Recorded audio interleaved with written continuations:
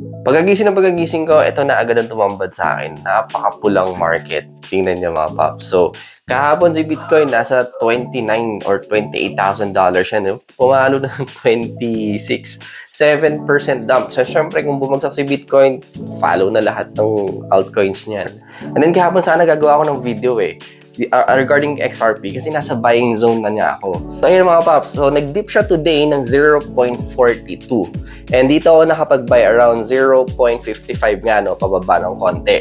So, sayang, no? Kung alam ko lang na magdi-dip to dito, of course, dito ako mag-open ng order. Pero that's fine kasi again, ang target ko lang naman talaga nung umpisa, based on my TA, na dito ako magbabuy around here. So, nakuha ko naman yon.